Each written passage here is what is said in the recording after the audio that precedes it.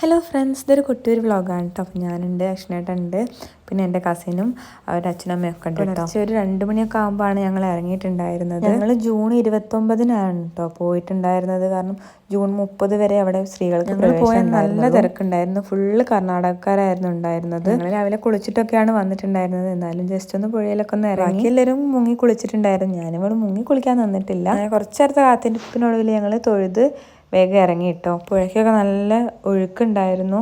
അങ്ങനെ ഞങ്ങൾ നേരെ അടുത്ത് പോകുന്നത് അതിൻ്റെ തൊട്ടടുത്ത് തന്നെയുള്ള ഒരു ക്ഷേത്രത്തിലേക്കാണ്. അങ്ങനെ അവിടുന്ന് ഉണ്ണിയപ്പമൊക്കെ പ്രസാദം വഴിപാട് കഴിപ്പിച്ചിട്ട് അമ്പലത്തിന് തൊട്ടടുത്തുള്ള വീട്ടിൽ നിന്ന് ഞങ്ങൾ ഡ്രസ്സൊക്കെ മാറ്റി നേരെ ചായ കുടിക്കാൻ വേണ്ടി പോവാണ് കേട്ടോ. അപ്പം പൂരിയും പട്ടാണിക്കറിയാണ് വാങ്ങിയിട്ടുണ്ടായിരുന്നത്. ഒന്ന് മഹാദേവി ക്ഷേത്രത്തിലേക്ക് പോയി കേട്ടോ. പക്ഷെ അവിടെ നട അടച്ചിട്ടായിരുന്നു, അതുകൊണ്ട് ഞങ്ങൾക്ക് തൊഴാൻ പറ്റിയില്ല. കുറച്ച് നേരം അവിടെയൊക്കെ ഇരുന്ന് അടുത്ത് ഞങ്ങൾ പെരളശ്ശേരി അമ്പലത്തിലേക്കാണ് പോയിട്ടുണ്ടായിരുന്നത്. അപ്പോൾ അവിടെ എത്തി കാല് കഴുകാൻ നേരം നോക്കുമ്പോൾ നിറച്ചും മീനാണ് കേട്ടോ. കോഴിക്കാർപ്പും പിന്നെ അല്ലാണ്ട് വേറെ എന്തൊക്കെയോ മീനും കാര്യങ്ങളൊക്കെ ഉണ്ടായിരുന്നു. എനിക്ക് ഭയങ്കര ഇഷ്ടമായി. എനിക്ക് മീനെന്നൊക്കെ വെച്ചാൽ ഭയങ്കര ഇഷ്ടമാണ്. നല്ല മഞ്ഞ ഓറഞ്ചും ഒക്കെ കളറ് മീനുണ്ടായിരുന്നു. അപ്പോൾ അവിടെ നിന്ന് പോരാനേ തോന്നിയിട്ടുണ്ടായിരുന്നില്ല.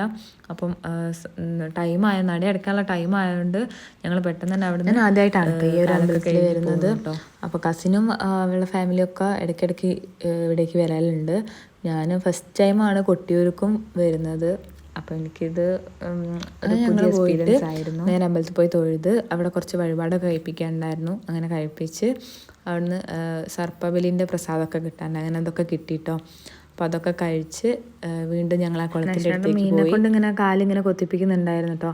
എൻ്റെ കാലിലാണെങ്കിൽ 1-2 മീൻ മാത്രമേ വന്ന് കടിക്കുന്നുള്ളൂ. അശ്നയുടെ കാലിലേക്കാണ് മൊത്തം മീനും വന്ന് കടിക്കുന്നുണ്ടായിരുന്നത്. പിന്നെ ഞങ്ങൾ കുറച്ച് ഫോട്ടോസും വീഡിയോസും ഒക്കെ അവിടെ നിന്ന് എടുത്തു. നേരെ ഞങ്ങളെ അടുത്ത അമ്പലത്തിലേക്ക് വിട്ടു കേട്ടോ. അടുത്തത് ഞങ്ങൾ മുത്തപ്പൻകാവിലേക്കാണ് പോയിട്ടുണ്ടായിരുന്നത്.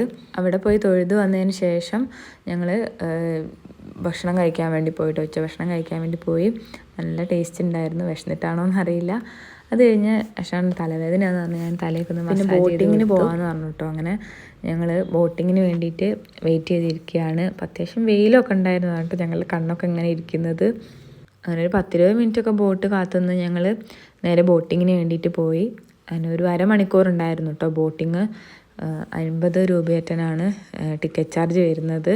അപ്പം ഇത് എനിക്കൊരു ഫസ്റ്റ് എക്സ്പീരിയൻസ് ആയിരുന്നു. ഞാൻ ബോട്ടിൽ ഇതിന് മുന്നേ ദുബായിൽ നിന്നാണ് പോയിട്ടുണ്ടായിരുന്നത്. ബോട്ടിലിങ്ങനെ പാട്ടൊക്കെ വെച്ച് നല്ല വൈബായിരുന്നു. അങ്ങനെ ഞങ്ങളുടെ അരമണിക്കൂറത്തെ ബോട്ട് യാത്ര കഴിഞ്ഞ് ഞങ്ങൾ നേരെ പോയത് ചായ കുടിക്കാനാണ് കേട്ടോ. മമ്പയറും തേങ്ങാപ്പൂളും ചായ ഉണ്ടായിരുന്നു. അങ്ങനെ അതൊക്കെ കഴിച്ച് ഞങ്ങൾ നേരെ ഒരു കുഞ്ഞ് ഷോപ്പിങ്ങിലേക്ക് പോയി. അപ്പോൾ എനിക്ക് കുപ്പിവള എന്നോട് ഭയങ്കര ഇഷ്ടമായതുകൊണ്ട് പക്ഷേ കുറച്ച് കുപ്പിവളയും കാര്യങ്ങളൊക്കെ വാങ്ങി തന്നു. അത്രയേ ഉള്ളൂ.